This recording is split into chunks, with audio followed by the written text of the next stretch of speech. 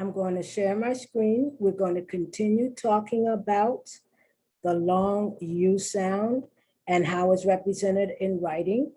We saw how it's represented, like all vowels. You have the vowel interrupted and sometimes not interrupted by a consonant, and then the E. And the E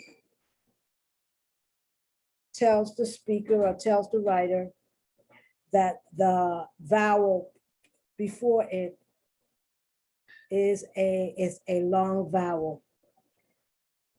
Now, this is the crazy thing about English. Here's one of the crazy things. We're still talking about the long U sound, but there's no U in the word.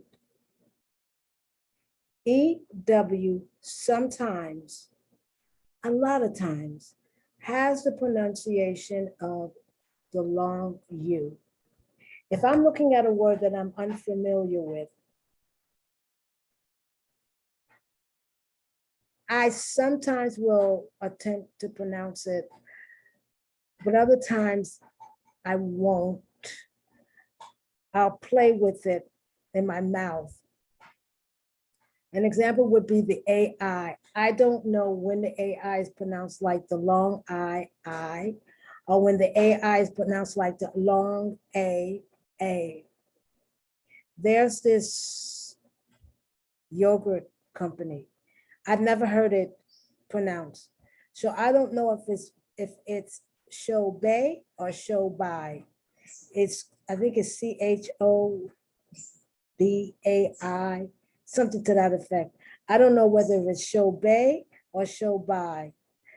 I've never heard it pronounced. If I see an EW in a word, my first inclination is to pronounce the long U. I don't even see the E and the W as separate entities. I see them together and it equals for me the long U sound. So let's listen to how the word is pronounced. Screw, screw, flew, the past tense of the verb to fly. It's not the past participle also because the past participle is flown. Stew,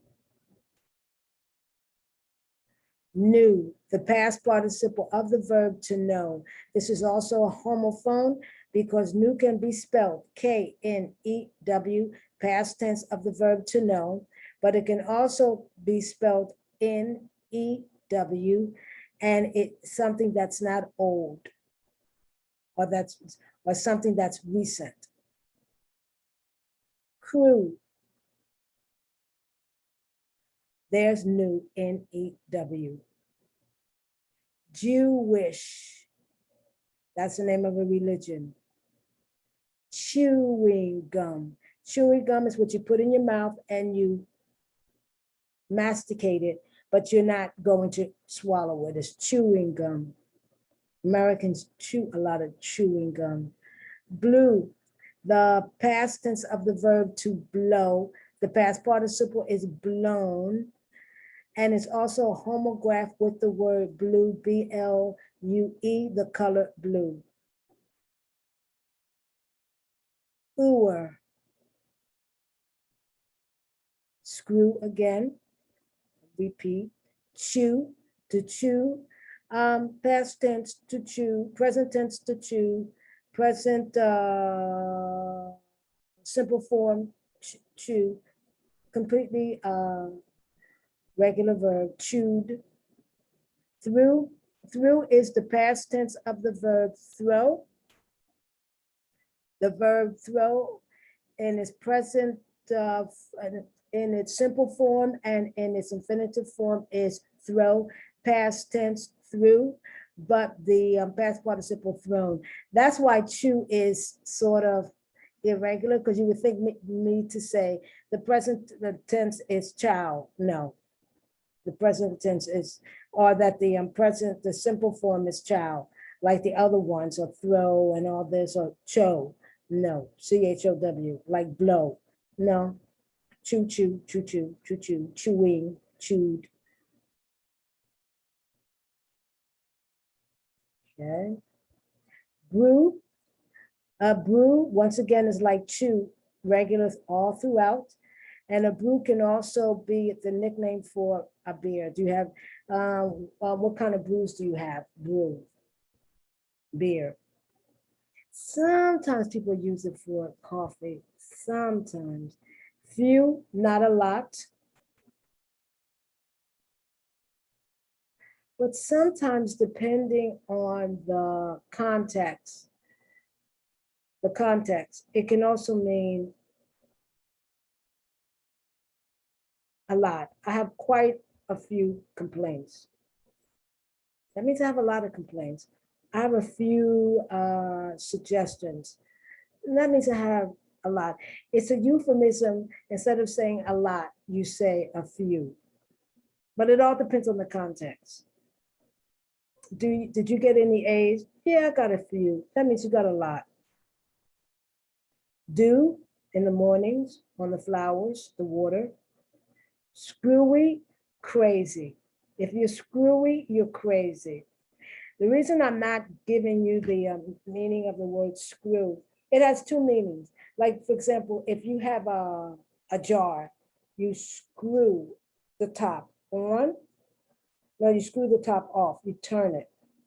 But screw also has,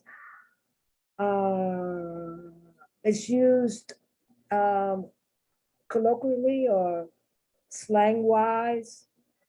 I don't know if it gets to the point of being informal. I don't think it gets to that height.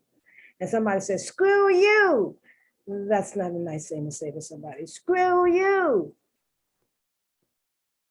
View, you, which is a homograph to Y-O-U-U. Drew, past tense, present, no, simple form, infinitive, to draw. The past tense drew, the past participle drawn. D-R-A-W-N. All these things an English speaker has to memorize. I don't remember memorizing them, but I guess I memorized them when I was in the first, second, third grade. Because if you don't have an education, if you haven't gone to school, a lot of these words that with the EW, you say them incorrectly. You don't know how to do irregular verb because it's very meaning. It's irregular. It doesn't follow the rule. So you have to learn the exception. Chewy, chocolate chips cookie. I love chocolate chip cookies that are chewy. Askew, askew. Cashew nuts. Pew, the pew that you go into in church. Grew, present tense, no, simple form. Present tense is the ing form. The simple form, grow, the infinitive to grow, the past tense, grew, and the past participle, grown. Boo, now we're looking at the oo, not with the EW, but with the OO, boo. That's a name of affection that people have for their children and some women have for their significant others. Goo, ooze, soon, not now, but not way in the future, soon. Pronto in Spanish, I would. Poodle, type of a dog. Booze is the nickname or the slang name. I think it's even gotten to the point of being the informal name of alcohol. I want some booze. I want some, alcohol. Gin. I don't know if wine would fit to that in that category. I don't know. But wine does contain alcohol. Gloom. Shoo-shoo. Shoo-shoo. Now, in American English, shoo-shoo is when you want like an animal. You don't say this to a human being unless you are disrespecting him or her very much. Or like an insect, and the insect, and you go, shoo, shoo, get out of here. But because of the Haitian influence, shoo-shoo, but it's spelled C-H, I think it's spelled C-H-O-O, C-H-O-O, because but it's pronounced shoo-shoo. And no, I think it's spelled C-H-U. I don't know how it's spelled. But anyway, it's pronounced shoo-shoo. And it's like an affectionate name. Yeah, shoo-shoo. Doom, broom, what you use to sweep. Room. So we're looking at the O-O when it's the long U sound. We already looked at the E-W, now we're looking at the O-O. Moon, moody, poof, it disappears. You go poof, and it disappears. Roof, roof. Depends on what part of the United States you're from. If you say roof or roof. I think I say roof. This is ends in F, but it doesn't, it's not like leaf or shelf. It ends in F, a wolf, and it's roofs, roofs. But you don't turn the F into a V-E-S. Root or root, depends on what part of the United States you're from. Poop, I'm pooped. That means this is more informal, maybe even slang. I'm pooped, that means I'm tired. Spoon is what you eat, a utensil that you eat with, like you eat ice cream with a spoon, but you eat vegetables or meat with a fork. Goon, he's a goon. He's like a big man who's all muscle bound. And his job is to be like a bouncer, to beat people up.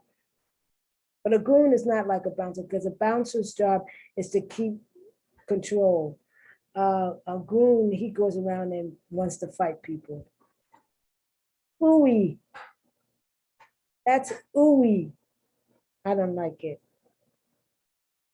Roost, I think that's the male. Oh no, no, no, comes from, that's right, that's a rooster.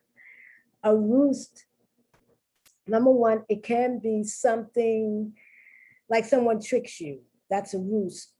But one of the most famous expression, Malcolm X, 1963, President John F. Kennedy had just been assassinated, and they wanted his opinion, because in those days he was very famous, and they wanted Malcolm X's opinion about the assassination of the President of the United States, John F. Kennedy. This time at that time he was a Black Muslim, and he says, the chickens come home to roost. That means what you sow is what you reap. You get a taste of your own medicine. Goose, what's good for the goose is good for the gander. The goose is the female of the species, and the gander is the male. But in that respect, when they say what's good for the goose is good for the gander, they're saying if it's good enough for women, it's good enough for men. Phooey, like you don't like it. Phooey, phooey, ooey, ooey, phooey. Loose. This gets a lot of times, and I've done it, mixed up with lose. La lose is L-O-S-E, and that S has a Z sound to it. Lose, to lose something. Loose is when something doesn't fit correctly, it's too big.